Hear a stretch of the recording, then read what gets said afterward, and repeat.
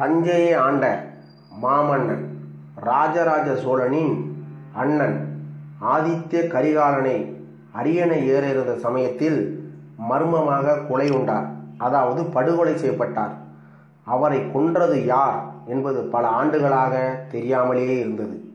1060 வருடங்களுக்கு பிறகு அதற்கான விடையை தொல்லியல் துறையினர் அந்த குற்றவாளிகள் யார் என்று கண்டுபிடித்துள்ளனர். சுந்தர சோழருக்கு பிறகு ஆட்சிக்கு வந்த உத்தம சோழர்தான் அந்த கொலைக்கு காரணம் என்று கூறுபவர்கள் உண்டு. கொலை சதி பின்னணியில் மன்னர் ராஜராஜ சோழனுக்கும் அவருடைய சகோதரி குந்தவை பிராட்டிக்கும் பங்கு உண்டு என்று சொன்னவர்கள் கூட உண்டு. ஒரு தரப்பினர் மதுரை ஆண்ட மன்னன் வீரபாண்டிய வம்சத்தினர் கூட இருக்கலாம் என்று சொன்னவர்கள் கூட உண்டு. ஆனால் அந்த மர்ம கொலைக்கான விடையை தற்போதைய கடலூர் மாவட்டம் காட்டுமன்னார்குடியின் ஒரு பகுதியாக விளங்கும் உடையார்குடியில் உள்ள சிவன் கோவில் கருவறையில் காணப்படும் கல்வெட்டில் இருக்கிறது.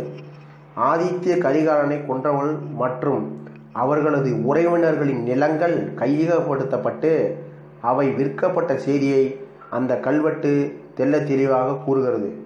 அந்த கல்வெட்டு செய்தியை பார்க்கும்போது குற்றவாளிகள் சோமன், அவன் தம்பிகள் ரவிதாசன், பரமேஸ்வரன் ஆகிய மூவர் மட்டுமே கரிகால சோழனை கொன்ற துரோகிகள் என்பது வரலாற்று ஆய்வாளர்களின் அசைக்க முடியாத கருத்தாகும். மேலும் அந்த 3 பேரும் ஏன் ஆதித்ய கரிகால சோழனை கொன்றார்கள்? யாருடைய தூண்டுதலினால் கொன்றார்கள்? மன்னர் ராஜராஜ சோழரின் தூண்டுதலின் பேர் கொன்றார்களா, இல்லை அவர் சித்தப்பா மதுராந்தக சோழர் தூண்டுதலின் பேர் கொன்றார்களா என்று வரலாற்று ஆய்வாளர்கள் அடுத்த கட்ட ஆய்வில் இறங்கி உள்ளனர். மேலும் பல உண்மைகள் வெளிவரும்.